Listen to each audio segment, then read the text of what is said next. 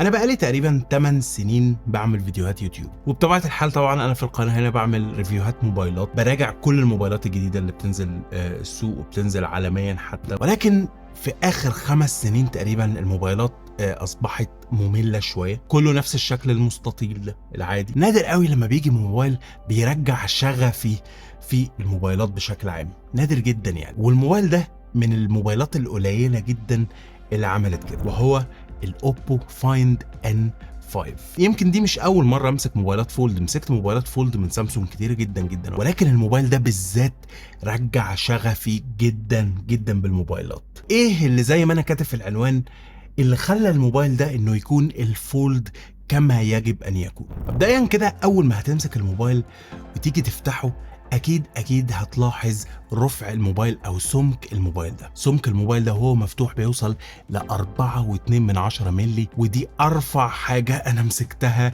في الموبايلات عموما، 4.2 مللي. لدرجه ان انا في اوقات كتير جدا وانا بستخدم الموبايل ده اسيب الموبايل او اسيب اللي انا بعمله واقعد ابص على رفع الجهاز ده، وازاي ان التكنولوجيا قدرت ان هي توصل ان هي تحط كل مكونات الموبايل العملاقه، لان خلي بالكم الموبايل ده فلاج شيب، في الرفع ده 4.2 مللي. الموبايل ده بسمك 2 جنيه محطوطين فوق بعض، او يمكن ال 2 جنيه اسمك منه شويه او اتخن منه شويه. طيب الرفع الجامد جدا ده يفيدنا بايه؟ يفيدنا ان انت لو قفلت الموبايل ده هيكون سمكه 8.5 مللي تقريبا، يعني تقريبا لو حطيته جنب الايفون 16 برو ماكس اللي معايا، الايفون ظاهريا بيكون اسمك منه. ودي حاجه كنا مفتقدينها جدا في اجهزه الفولد بشكل عام. دايما اجهزه الفولد كانت من سامسونج او من الشركات تانية او حتى اوبو قبل الموبايل ده كانت تخينه، فلما كنت تقفل التليفون وتحطه في جيبك تحس ان الموبايل تخين فعلا، تحس ان في حاجه سميكه جوه جيبك وممكن يضايقك. ولكن الموبايل ده وهو مقفول بسمك اجهزه عاديه جدا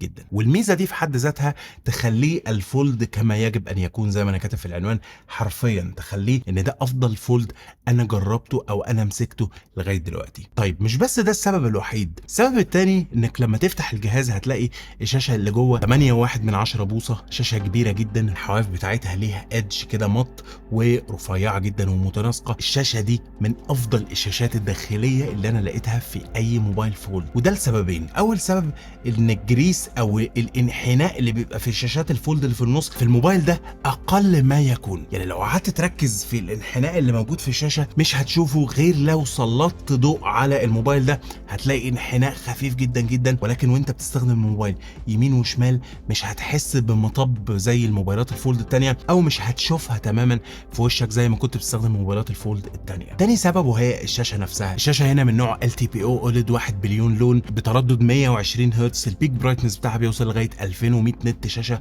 خرافيه جدا. ولكن الشاشه هنا محطوط عليها طبقه انتي جلير او ضد الانعكاس او مانع الانعكاسات اللي بتظهر، فهتلاقي الشاشه دي اول ما تفتحها مفيش اي حاجه بتعوق الرؤيه، تحس ان الالوان طالعه في وشك كده او بتبظ من الشاشه كده بشكل غريب جدا. ممكن ما تبانش للاسف في الكاميرا او مش هيبان الكلام اللي انا بقوله ده في الكاميرا، ولكن الاكيد اللي انا شايفه ده ان الشاشه اكنها حاجه مرسومه او ورقه. دي مش شاشه موبايل، من كتر ما هي انتي جلير او من كتر ما هي بتمتص الانعكاسات اللي بتقع على الشاشه دي، فبتديك الاحساس ده.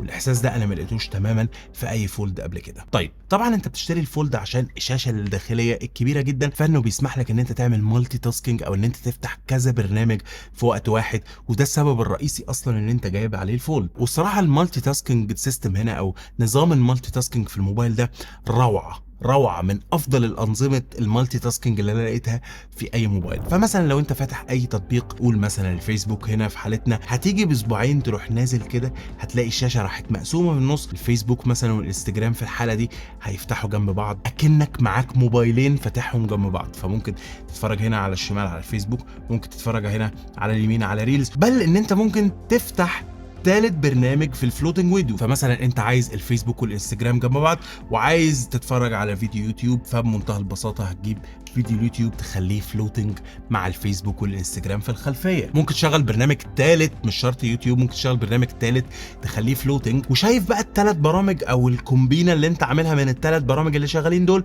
ممكن تطلع منهم وهتلاقيهم متسيفين في الخلفيه، متسيفين كريسنت اب. الريسنت اب هنا هيقول لك فيسبوك انستجرام يوتيوب، تدخل يا باشا باشا هتلاقي الثلاث برامج بتوعك مفتوحين عادي جدا، وممكن تفتح 3 برامج في 3 برامج في 3 برامج وتخليهم في الريسنت ابس يا باشا. انت فاتح الفيسبوك والانستجرام واليوتيوب، ده حاجه السوشيال ميديا، فاتح النوتس مع الميل مع الوورد مثلا او اكسل مثلا، دي في ريسنت اب. فكميه المالتي تاسكينج اللي انت ممكن تعمله في الموبايل ده رهيبه جدا، واوبو الصراحه دعم الكلام ده من السوفت وير بطريقه تحفه وسلسه جدا جدا. انا صراحه ما لقيتش السلاسه دي في ان انت تعمل مالتي تاسكينج في اي موبايل فولد تاني، ولكن مش كل حاجه وردي في الموبايل ده. الحقيقه وانا بتفرج مثلا على فيديو يوتيوب لاحظت ان كل الصوت جاي من على الشمال، شمال ودني هي اللي سامعه كل الصوت في حاله الفولد. الحمد لله ما اتكسرش. في حاله ان انا ماسك الموبايل في وضع الفولد كده او في وضع الكتاب المفتوح، انا بلاقي صوت الفيديو او صوت المحتوى اللي انا بشوفه على الشمال، وده بسبب ان اوبو جت هنا حطت لك سماعتين، طبعا سماعات ستيريو ودعم للدولبي اتموس في الصوت، ولكن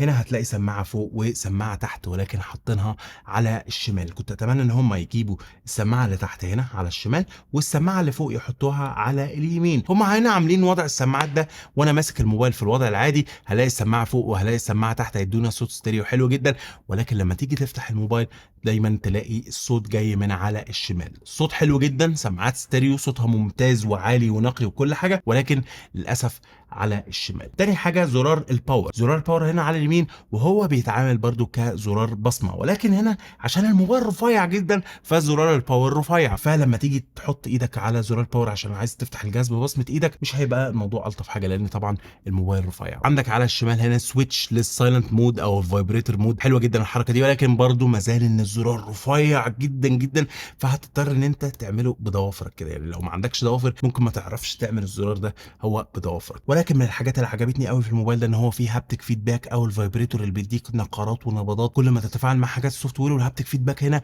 قوي جدا جدا، فايبريتور كبير رغم سمك الجهاز اللي هو رفيع جدا جدا. في حاجه كمان استغربتها قوي في الموبايل ده ان هو بيمتلك 6 أو 7 مايكات، انا مش عارف، تعالوا نعدهم مع بعض. في مايك على اليمين ومايك تاني قدامه على الشمال، وتحت عندنا 1 2 ادي 4 و5، ولو قفلت الجهاز ورحت عند حته الكاميرا هتلاقي المايك السادس. انا معرفش ليه الموبايل فيه كميه المايكات، 6 مايكات، ليه 6 مايكات في الموبايل؟ ولكن دي حاجه غريبه يعني لاحظتها في الموبايل. يا عم 6 مايكات الحمد لله كويس عشان النويز كانسليشن والكلام ده، ولكن 6 مايكات كتير شويه. طيب لو قفلنا الموبايل هنلاقي الشاشه بتاعتنا الرئيسيه، الشاشه دي 6.6 بوصه، برضو من نوع LTPO OLED، برضو بتردد 120 هرتز، برضو البرايتنس بتاعها عالي جدا تحت اشعه الشمس. الشاشه هنا الحواف بتاعتها رفيعه جدا، هتحسسك ان انت ماسك موبايل عادي جدا جدا. يعني لو انت مش عايز تستخدم الموبايل ده كموبايل فولد او مش اغلب استخدامك للموبايل ان هو موبايل فولد، هتستخدم الموبايل ده من بره عادي جدا اكنه موبايل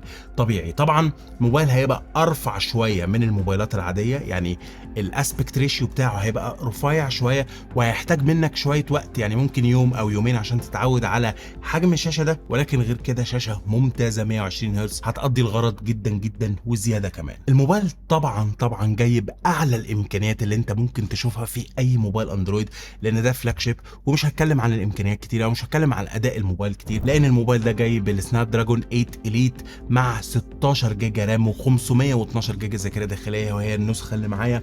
في نسخه 12 256 و16 512 ولغايه نسخه 1 تيرا. الذاكره الداخليه اللي هنا من نوع UFS 4.0، ذاكره سريعه جدا مع البروسيسور الجبار مع كميه الرامات دي. انا بقول لك ممكن تفتح 3 تطبيقات في نفس الوقت وتتعامل معاهم عادي جدا اكنهم 3 موبايلات مختلفين. فاكيد انا مش هتكلم عن اداء الموبايل ده، لان هو هيديك اعلى اداء هتشوفه على اي موبايل في الدنيا. خلينا بقى نتكلم عن الحاجه اللي دايما بتغفل فيها الشركات لما تيجي بتعمل لك فولد، وهي الكاميرات. اوبو ما استخسرتش تماما في كاميرات الموبايل ده، وحطت لك كاميرات فلاج شيب، كاميرات من هاسلبلاد. كنا اتكلمنا عن الكاميرات دي في الاوبو فايند اكس 8 برو، وكانت كاميرات خرافيه جدا، تقريبا نفس الكاميرات اللي في الفايند اكس 8 برو موجوده في الموبايل ده. عدسه رئيسيه 50 ميجا بكسل فيها OIS، عدسه بيريسكوب 3 اكس 50 ميجا بكسل، وكاميرا 8 ميجا بكسل الترا وايد. الكاميرات بتاعت الموبايل ده يمكن مش هتديك نفس الاداء بتاع الفايند اكس 8 برو، ولكن ما زالت ان هي هتديك اداء قوي جدا جدا، اداء فلاج شيب عادي جدا. اذا كنت هتصور بالعدسه الرئيسيه، هتصور فيديو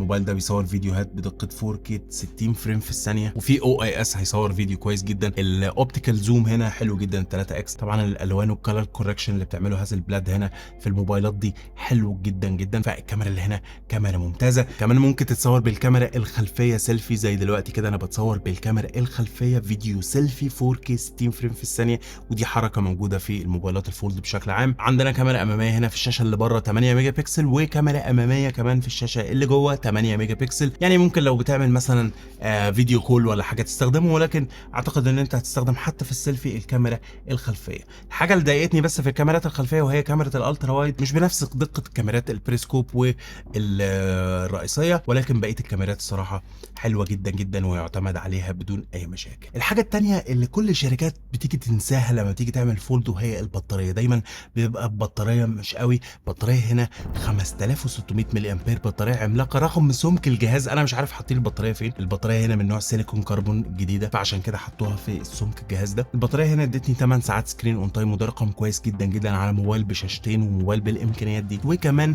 عندنا 80 واط شحن سريع و50 واط وايرلس. الموبايل هنا بيشحن من 0 ل 100% في 50 دقيقه بالظبط. ده رقم قوي جدا جدا بالنسبه لجهاز فولد.